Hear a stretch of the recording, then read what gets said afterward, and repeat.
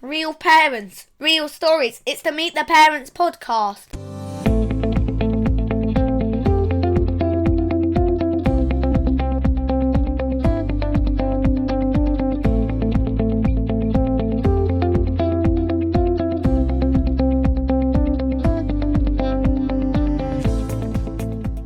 Welcome to episode 40 of the Meet the Parents podcast. We're back once again for your weekly dose of parenting-based chat from some of your favourite bloggers. I'm Tim from Slouching Towards Thatcham, and this week I'm in conversation with Simon from Man vs Pink and Mark from Best Dad I Can Be. Good evening, gents. Hi, Tim. Good evening. Hey, Tim. So in this episode, we're going to focus on some recently published research that puts a different spin on a familiar family dilemma and asks if the UK is in danger of imposing a fatherhood penalty on working dads. Just for one day last week, it seemed like dad bloggers were everywhere in the media. We had John from Dad Blog UK doing stints on the BBC Breakfast Sofa and Radio 4's Today programme. You may even have seen him in this weekend's Observer. Tom from Diary of the Dad made his TV debut on the Victoria Derbyshire show, and various other dads popped up on radio talk shows and elsewhere in the media. So why was this? Well, it was in response to research published by the charity Working Families, which talked about how balancing the competing demands of career and childcare is placing increasing pressure on fathers as well as mothers, with the current culture among many UK employers in danger of imposing a fatherhood penalty, which could drive dads into lower paid jobs as they strive to juggle work-life balance, widening a skills gap that's already apparent with working mums, many of whom we know have been making career sacrifices for years. So indeed, actually, just on last week's podcast, Amy was talking about some of the prejudices she's faced when she was made redundant just as she was going on maternity leave, and her subsequent struggles to return to employment once her mat leave had ended. So before we launch into discussing some of the key findings of the report, let's just outline our individual situations, as the three of us are each quite different. So Simon, let's start with you. You're one of the small but growing number of men who've stopped working to become a stay-at-home dad. So talk us through how you came to exchange the traditional full-time job for a less traditional but equally full-time occupation. It's interesting. I think the desire was there for quite a while that this is something I wanted to do when we had a child. I used to work in television. It's generally contract positions, and I was just kind of between contracts when our child was born. So I was around for the first 6 weeks, but then I went to another contract after that. After 6 months, my wife was going to go back to work anyway. And when that point came around, we hadn't really talked about it, my wife and I, about...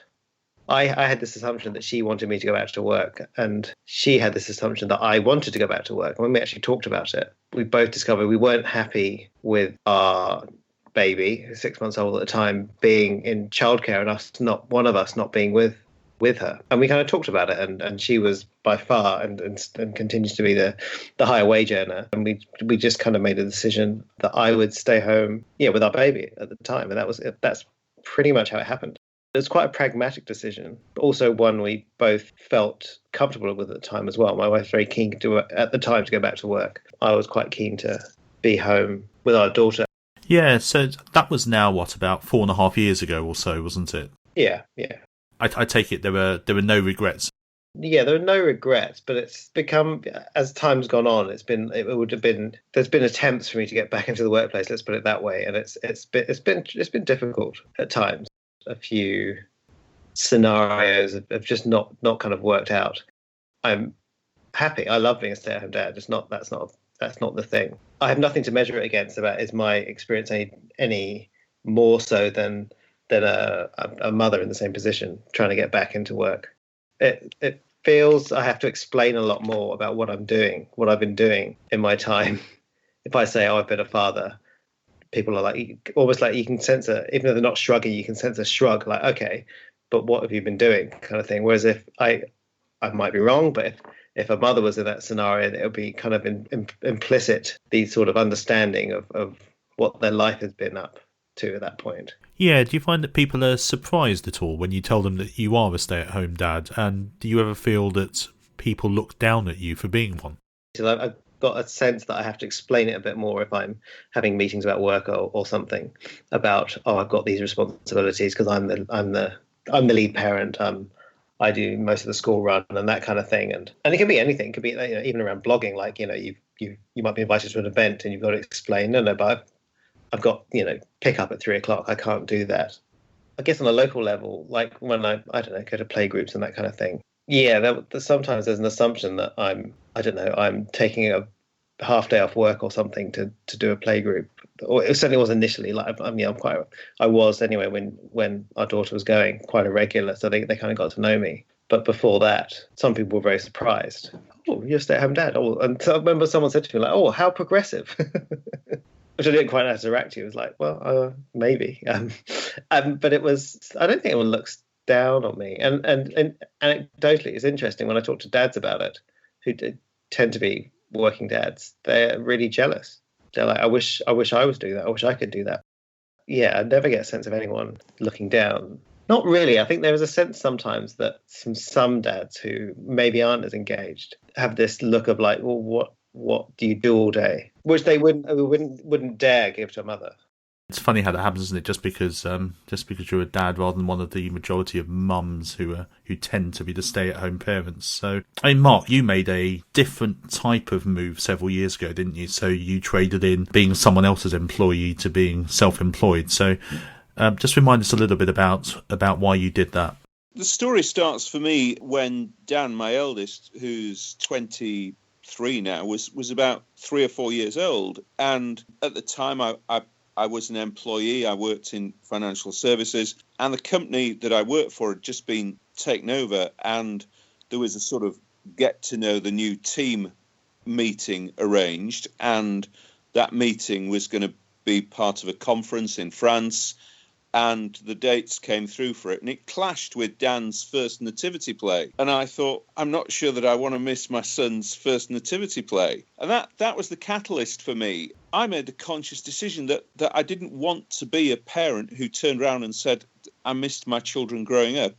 So I wrote a short letter and started my own business. And that was in financial services. Then I've been writing full-time since 2010. Similar to Simon, I mean, my wife has a fairly senior position in the NHS. So the situation we have now is that I have much more flexibility. So if you take tomorrow as an example, she's at a meeting 60 or 70 miles away. I will drop Alex off at sixth form college at about 8:10 in the morning, going to work. He finishes at 4, so it's relatively easy for me to pick him up, bring him home, and then carry on working at home. So I think the big thing for me is the flexibility that it gives you, and that has undoubtedly enabled me to play a much bigger part in my children growing up than I would otherwise have been able to do. There's probably been some financial sacrifice to do that, with no two ways about it. I think there has. But I can honestly say, looking back, there's been no significant moment in my children growing up that I have missed. Yeah, and that's a trade-off that you make, isn't it? Absolutely. Was that trade-off worth making? Yes, it was. Every time. And Daniel turned around to me the other day and said something. He's looking at his own role now. I mean, he's finished university, he's got a job. But he said to me, Dad, I just want to say one thing I admire about you is that you've taught me the traditional role of a man doesn't have to apply. I was quite touched by that. He's not a boy that's given to huge insights, or he wasn't traditionally. So I was pretty touched by that, and I hope it means that I did a reasonable job as he was growing up. Yeah, and it's an interesting facet of modern life, isn't it? That many of the traditional assumptions we make about both men and women in the workplace and our roles within the family unit are very different to what our parents or our parents' parents would have experienced. And as you say, the big benefit you've got is the flexibility that being self-employed has given you. I suppose the one downside is that you can't complain about the boss. Very true. I guess I've got the most traditional situation of the three of us. I have a full-time job, although I do have a degree of flexibility about when I come and go, and I've been I've been fortunate enough to have pretty accommodating bosses too, so so I get to attend as many nativity plays, school concerts, etc. as I can. At the moment, I'm in a situation where I don't often have to get involved in doing drop-offs or pickups. I have done quite a bit in the past, but not so much at the moment, and that's largely because my wife has restructured her working week to fit around it. So she's fitting around school days and the kids' various after-school activities. So she works the equivalent of 3 days worth of hours spread over 4 days, which means she can essentially do both ends of the school run 4 days out of 5, which means that I don't have to worry about it as much anymore. But I do make a point of trying to come home at a sensible time most evenings, so at the very least I can see the kids and spend a little bit of time with them and do bedtime stories and stuff, even if that means that I have to do an hour or so at home. Let's move on to the Modern Families Index research findings. So this was commissioned by the charity Working Families, as I said earlier, and it talked in depth to something like 2,700 parents in all. So it's a very comprehensive piece of work. Now, there's lots of statistics, as there always are in any of these reports, but without getting too deep into the numbers, let's pick through some of the key findings. So to start with, 1 in 5 fathers surveyed felt that they had a good balance between how much money they earn and how much time they spend with their family. But significantly more, about 1 in 3 feel that the balance is wrong, and more than a third of dads would willingly take a pay cut in exchange for better work-life balance, and nearly half would like to downshift into a less stressful job to find a better balance too. And it's that kind of trade-off that we were talking about with you, Mark, in going self-employed. And, similarly, about half of dads said their working hours regularly get in the way of spending time with their kids. So you take all those numbers together, and that's a pretty worrying set of statistics. I mean, Mark, from your experiences and those of other dads, would you say that's fairly representative of other dads?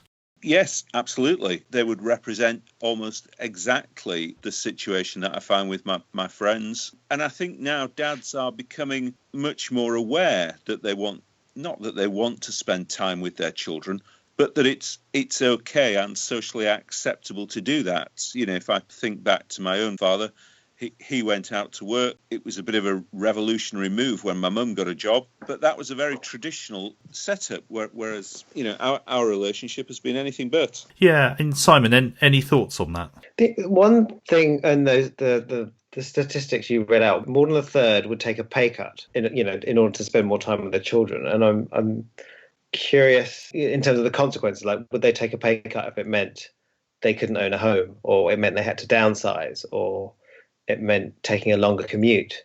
It's the idea of like taking a pay cut to spend more time with the kids is great in theory, but obviously there are consequences. Yeah, and it's a really interesting point. It's one of those questions that you answer, and it's really great in principle. It's like to say, someone asks you, would you like to pay less tax? Well, yes, of course I would.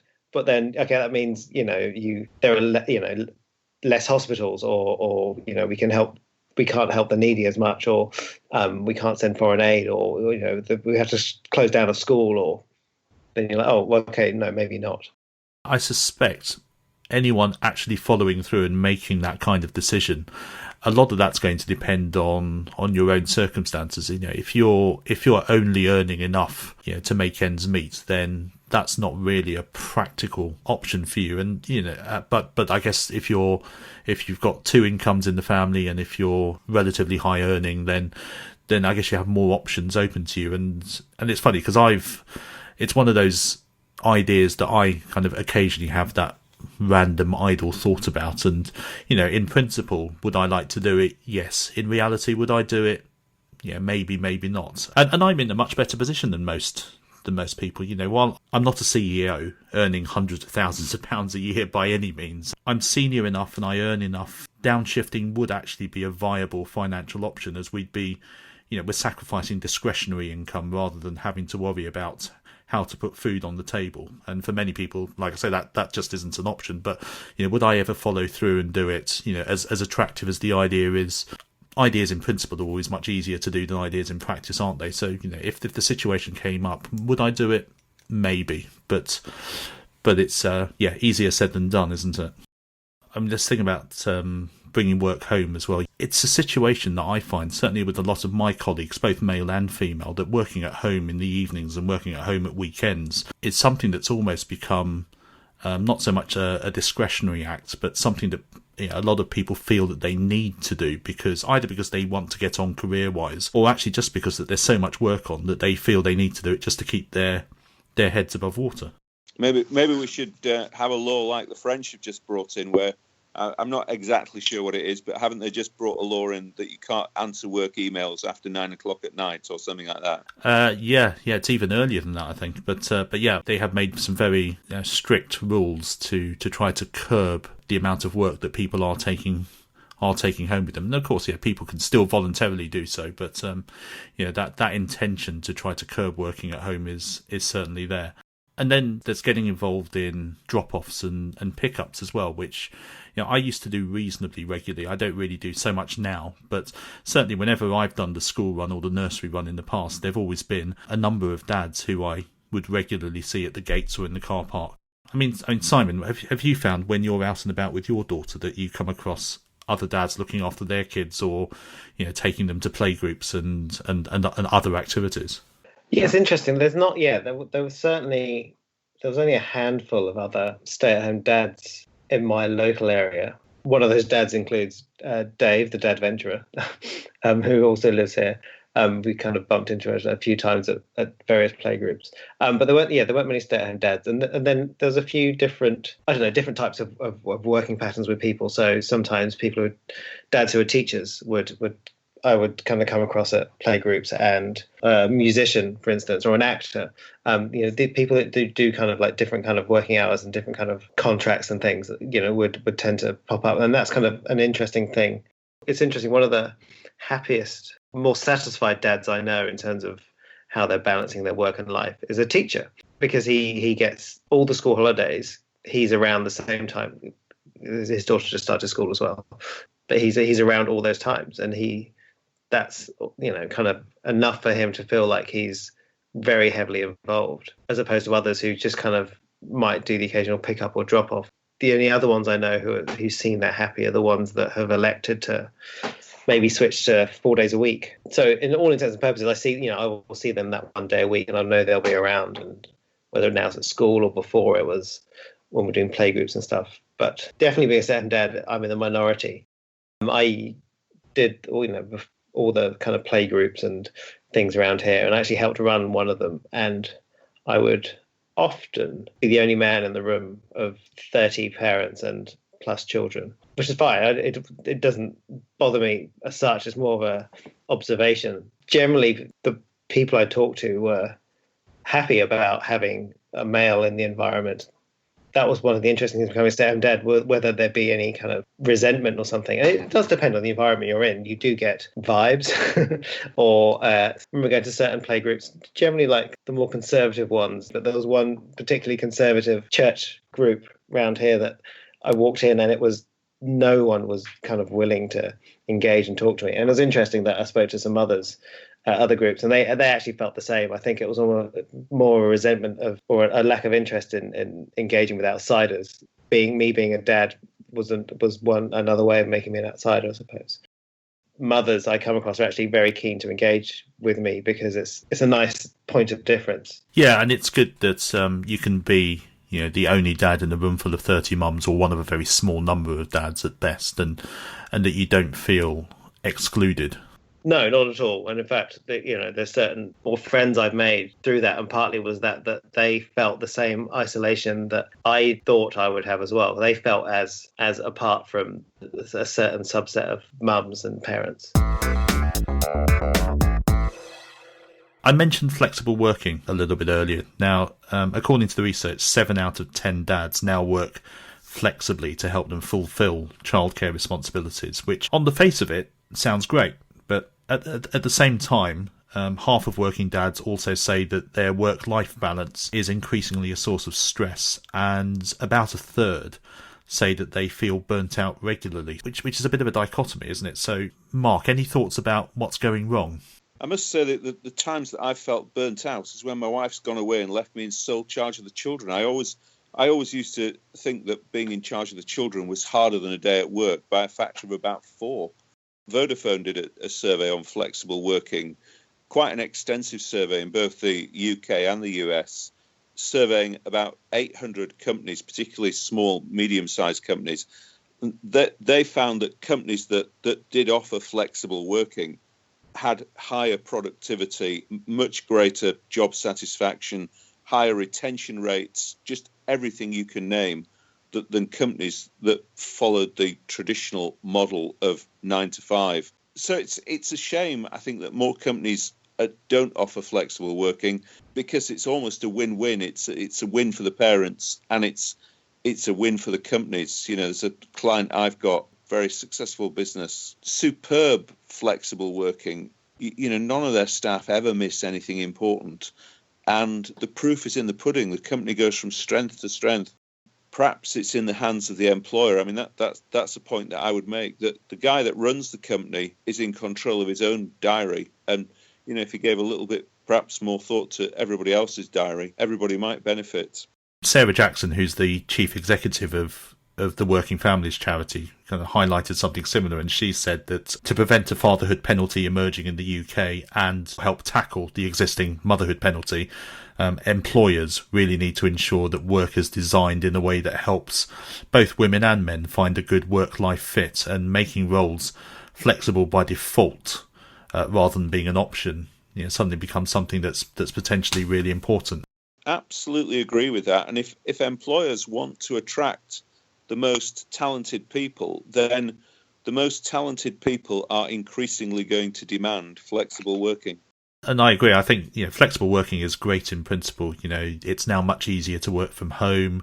A lot of companies, including mine, use kind of the concept of core hours, and you get flexi days and things like that as well. But I guess the problem is in the modern workplace is that there's always an expectation that working flexibly is great, but still there's a job that needs to get done, which, that's fair enough. That's why we get paid for the work we do. But, my experience at least in the modern corporate world, is that hardly anyone clocks in at 9 and out at 5 anymore anyway. And it's not uncommon these days for one person to take on a wide range of responsibilities that in the past might have been the job of 2, 3 or even more people. So where in the past you might have had, let's say, a really busy couple of weeks to hit a deadline and then a slacker period, or at least a normal one, now the pressure is pretty relentless. There aren't any peaks and troughs anymore. There's just peaks, and I think it's probably that leads to to the stress of people feeling that they're burnt out, because the pressure's always there. I mean, another thought I had as well is that there's it's not right, but the reality is that I think there's still quite different expectations of men and women in the workplace from some employers at least. Now, that's not to say that things are worse for men or for women, and Amy's talked about in the past how there are still a lot of quite antiquated, un-PC and just plain illegal attitudes towards mums in the workplace. They get passed over for jobs because they're mothers or because they're potentially mothers. Their commitment to hard work is questioned, and even when they have jobs and they're given flexible or part-time working arrangements, certainly my experience of working with working mums is that they often work way beyond their contracted hours, far more than their full-time counterparts do. So, and I guess that kind of leads me on to my final observation, which is, in my company, we have a lot of working mums on a variety of part-time arrangements, but no dads. And the number of dads who have switched to, say, a 4-day week compared to the number of mums who do so is still relatively small. There's still that kind of inequality between men and women in the workplace when it comes to these part-time arrangements. So, kind of my question actually is, why does this still happen? I mean, the research suggests that more and more dads would like greater flexibility over their work arrangements, but what is it that's stopping them? Is it fear of damaging their standing in the workplace or their career prospects? Is it that employers just don't think or care about accommodating working dads in the same way as working mums? Is it something else? I guess I have two initial thoughts about it. And the first one is a company, any organization's approach to how they deal with parents and childcare is top down. I wonder how many of these organizations have senior managers who are fathers who embrace these flexible working rules themselves, who will, make sure they're at sports day or go to school nativity plays, or do sometimes pickups and drop-offs and things like that. If the employees are seeing within the hierarchy that senior management are doing this, then maybe they'd feel more emboldened to do it themselves and ask for it themselves. And the other thing is, we often read of and we talk, and this conversation as well is going on the same vein as well, talking about the issues for working mothers. And broadly speaking, it really should be an issue for working parents. But there's a connotation when you talk about working mothers. We make assumptions about what those pressures are. And when you talk about working fathers, it's not anywhere close to the same kind of issues being thought about, really. Working father generally means father. It's just the same way with stay-at-home dad. You have to kind of emphasize the fact they're a stay-at-home dad, not just a dad. It's the way these kind of traditional roles are. But everyone still talks about the pressures of working mothers. And like I said, broadly speaking, it should be about working parents. Those same issues of flexibility should equally apply to fathers as well as mothers. The need to sort out pickups and drop-offs, and who stays home with the kid when they're sick, and all those things. These things shouldn't be left at the door of the mother to do. And you were talking about with Amy before, like how employers pass over some women because of this. It's seeing them as unreliable because they might, have to think of their kids first before their job from time to time. That should equally apply to fathers. That's an interesting point, isn't it? That we've all had the telephone call from school which says your son or daughter has just stopped a hockey ball with their forehead, or they've just fallen over or something. I suspect that 95% of those calls go to mothers. That's an area that should be 50-50, shouldn't it? Yes, absolutely. The point you made, Simon, is absolutely right. We need to stop having the discussion about working fathers and working mothers as being two completely separate entities. It should be much more about thinking about parents as an entire community and treating both the male and female members of that community in exactly the same way. I was just thinking back. American politics is one of the things that's kind of big at the moment. But I was thinking back to Mitt Romney and Obama, when Mitt Romney made a comment about how he thinks about women's rights because he employs women and he makes sure they leave work on time to get dinner ready for their husband. But it's just that idea, the assumption that's the kind of help that women need, is that attitude can permeate, all the way through. Yeah, well-meaning, but just plain wrong.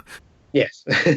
And the point you made about, that attitude around thinking about the needs of working parents does need to start top down in companies. And I think there is a real onus on employers to really support working mums and dads in a much more effective way. But Mark, any thoughts as to to what employers could be doing more?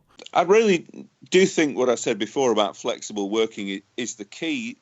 Where I've seen it operate in companies, it's hugely successful.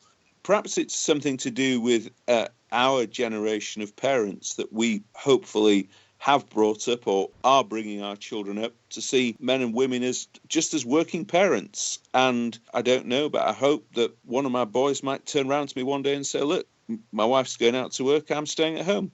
I would see that as another tick in the successful parent column. Yeah, and I think it would be great if we had more of those discussions happening, and actually for those discussions to happen and for it not to be considered to be unusual, but just to be considered to be, part of the normal way of doing things, for it to be as normal for a dad to be staying at home as it is for a mum. On the subject of what employers can do, and maybe some of this is employers and some of it is government, one of the real key enablers for me is finding ways to provide childcare that's both more affordable and more accessible. So some of this is the cost of things like nurseries. I mean, from our experience, we had at least one and often two kids in nursery for best part of 8 years, which, when I think about it, cost us approximately the GDP of a small African country. Yeah, when I see what nursery costs now and I think back to what we paid, it's just ridiculously expensive, isn't it? It's also about the accessibility of them as well. So when I used to do nursery pickups, on days when I was doing the pickups, our nursery closed at 6 o'clock. And if you were there later than that, you got hit with a late fee. So to ensure that I didn't incur a penalty, I basically had to leave work by 4:45 at the latest. That can be inconvenient, but you compare that to what happens in other countries. So my colleagues in our German office have a creche on site, which means that essentially they can work until 2 or 3 minutes until 6 and then pick up their kids without having to allow, for the risk of getting caught up in traffic or something. And it's much more efficient and it's much less stressful. Now, I know that in the UK, running a creche in a UK workplace is prohibitively expensive, and there are lots of legal complications and so on, much more so than it is in most other countries in continental Europe.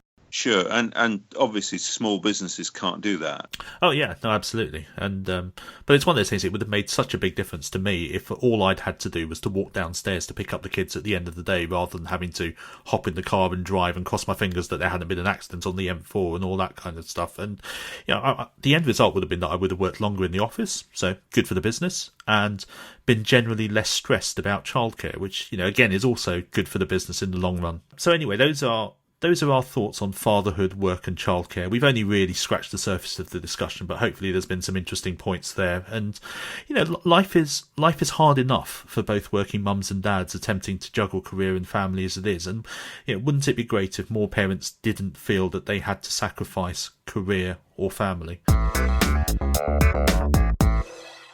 So, before we go, what have you guys been up to over the past couple of weeks? Mark? I've been Billy No Mates, really, because my wife and daughter are away in Copenhagen for the weekend. Youngest son is in love, and therefore he is out all the time. So this weekend I've been pretty much rattling around the house on my own, but it does mean that I've done quite a large amount of work on my book on the Pennine Way. So I suppose it's been a good weekend from that point of view. And how about you, Simon? One thing I'm doing a bit more of is trying to help out a bit more in the school, and it actually goes back to what we're talking about a bit today. Is on more than a few occasions actually, the teachers in my daughter's class are all women, have pointed out that it's great for me to be involved helping out in the classroom because I'm a dad and they don't see many men in the classroom, the children, and it's great for them. I go in and do reading once a week, and they were referencing the stats about how young boys generally aren't as readers the same way that young girls are, and one of the reasons that this particular report cited was that there aren't many examples of men reading in stories, whether in their books or films, but also in real life. They don't see men reading in their classrooms, and maybe sometimes lots of dads obviously read stories to the kids at night, but many don't. They'll be at home with their mothers, and the mothers will read, and they'll just try to identify reasons why boys have a harder time reading. Anyway, they're very keen for me to be involved in helping out in the classroom and doing reading to the children and things like that. So what have I been up to? It's been a funny old week for me. I missed out on the chance to talk to the BBC about all this fatherhood penalty stuff because, irony of ironies, I wasn't able to fit it in around my work commitments. and generally it's been a week of highs and lows. I don't really want to go into the lows, but I guess the high was our middle child Toby's 7th birthday during the week, for which he finally received his own tablet, which he is over the moon about. And that means we now have 4 tablets in the house, of which the oldest and most decrepit is my one. So that's obviously something I will need to address sooner rather than later. Was it not ever thus? And that's it for another episode of the Meet the Parents podcast. We'll be back next week, but in the meantime, here's where you can find the three of us online. Mark? I'm at bestdadicanbe.com and on Twitter at bestdadicanbe. At Simon? And I'm Man versus Pink, manvspink.com, or Twitter, Instagram, Facebook, wherever you will find influencers around, there you'll find Man versus Pink. And I'm at Thatcham Dad, and my blog is slouchingtowardsthatcham.com. So you can download this podcast on iTunes and on Android devices, on our website at meettheparentspodcast.com, and via a variety of podcasting apps. Do please give us a follow on Twitter at Parents Podcast and Facebook at facebook.com/meettheparentspodcast. So thanks very much for listening, and do please join us again next week. Good night.